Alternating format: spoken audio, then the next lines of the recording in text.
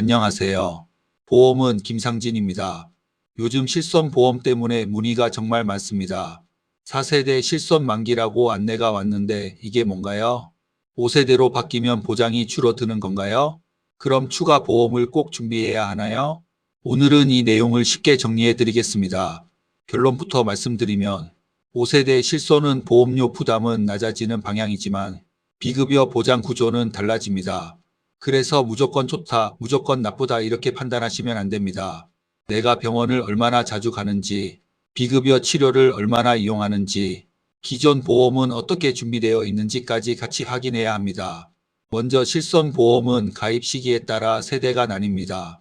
예전에 가입한 1세대, 2세대 실손이 있고 2017년 이후 3세대, 2021년부터 판매된 4세대 실손이 있습니다. 그런데 4세대 실손은 재가입 주기가 5년입니다.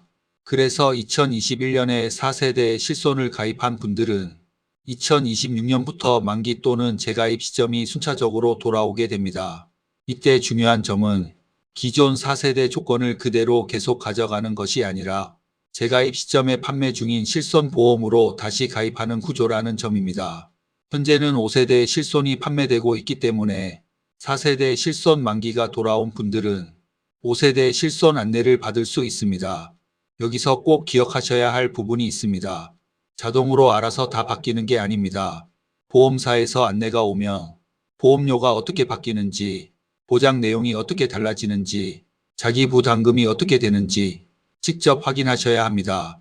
그럼 5세대 실손은 뭐가 달라졌을까요? 핵심은 비급여 보장 구조입니다. 5세대 실손은 큰 병 중심의 보장은 유지하고 반복 이용이 많은 일부 비급여 치료에는 본인 부담을 더 두는 방향으로 바뀌었습니다. 쉽게 말씀드리면 암, 뇌혈관 질환, 심장 질환처럼 치료비 부담이 큰 중증 질환은 실손의 기본 역할을 유지하는 방향입니다.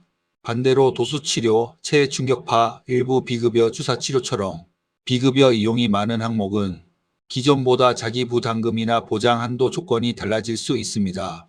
그래서 병원을 자주 가지 않는 분, 비급여 치료를 거의 받지 않는 분들은 보험료 부담이 줄어드는 효과를 느낄 수 있습니다.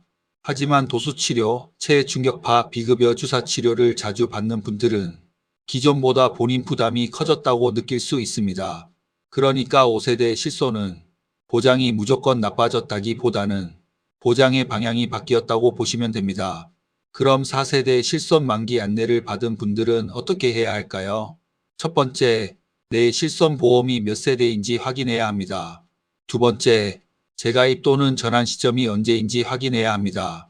세 번째, 최근 내가 어떤 병원비를 많이 썼는지 확인해야 합니다. 예를 들어 병원비 대부분이 감기, 일반 진료, 약값 위주인지 아니면 도수치료, 체해 충격파, 비급여 주사 치료처럼 비급여 치료가 많은지에 따라 판단이 달라질 수 있습니다. 그리고 꼭 주의하셔야 할 점이 있습니다. 기존 보험사에서 5세대 실손으로 전환하는 경우에는 일반적으로 별도 심사 없이 진행되는 경우가 많습니다. 하지만 기존 실손을 해지한 뒤 나중에 다시 가입하거나 다른 보험사로 옮기려고 하면 신규 가입처럼 심사를 받을 수 있습니다. 이 경우 최근 병원 진료 이력, 검사 이력, 치료 이력에 따라 가입 조건이 달라질 수 있습니다.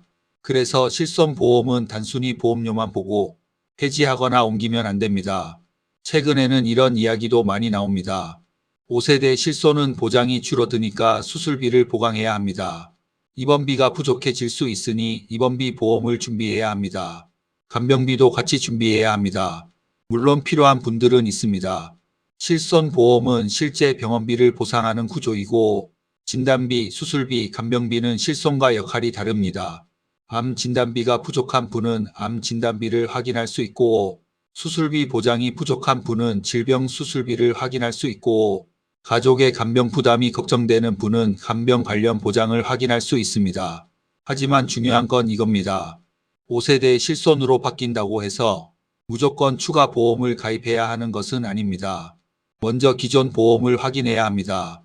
암 진단비가 충분한지, 뇌혈관 심장질환 보장이 있는지, 수술비가 어느 정도 준비되어 있는지, 입원비나 간병 관련 보장이 필요한 상황인지 하나씩 확인한 뒤 결정하는 것이 좋습니다.